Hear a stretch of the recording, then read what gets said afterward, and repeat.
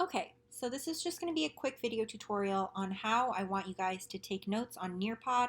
So in the future, when I ask you guys to take notes and then save them to your folder on Google Drive, if you want to have access to this nearpod that's not teacher paced, without having to open the student paste and redo all your work, this saves all your work. Okay, so this is how Ms. Marino and I are going to be checking whether or not you've completed these nearpods.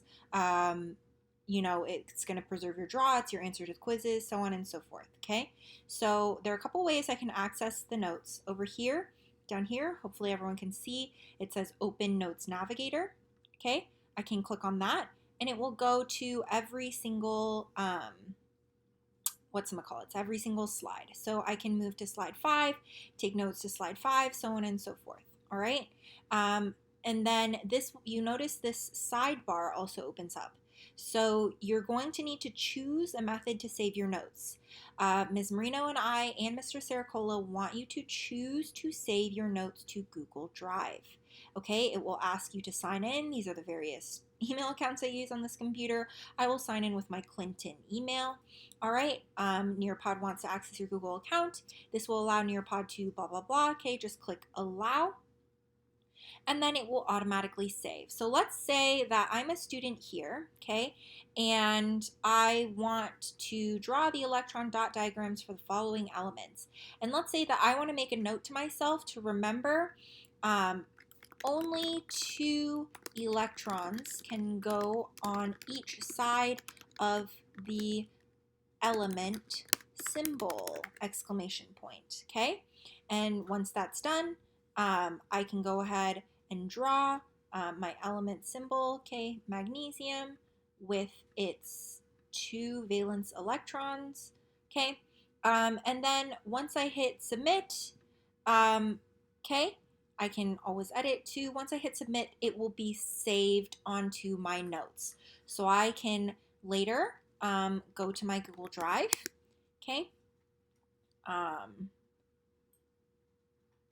and go to the correct Google Drive account, and I should be able to see my Nearpod notes. Do you see?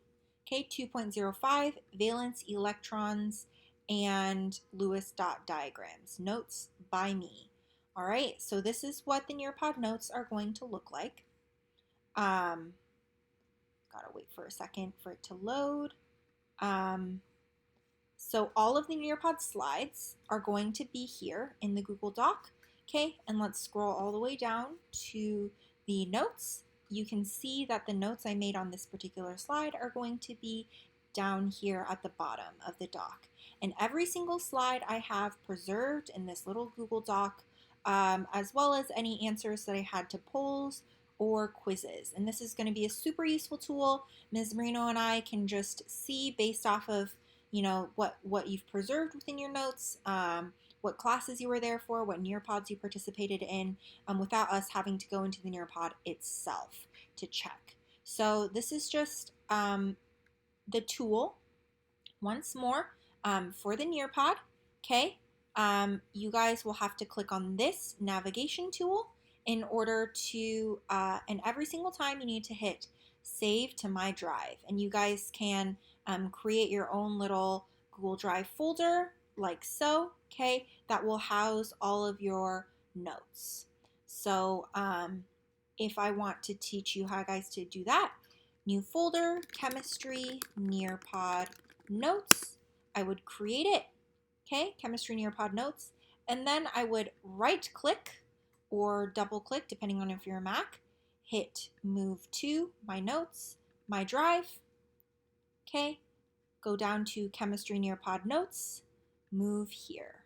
All right, and then when I am ready or when I am asked to, I would double click on this folder or right click on this folder, hit share, and share with me. Obviously, I can't share with myself, but I would just type in esun at clintonhs.net. If I were a student, I would share this with myself and send me a link. Okay, so this is what I want you guys to do. Every single time you create more Nearpod notes, you're going to save them to this folder in your Google Drive. Thanks, guys.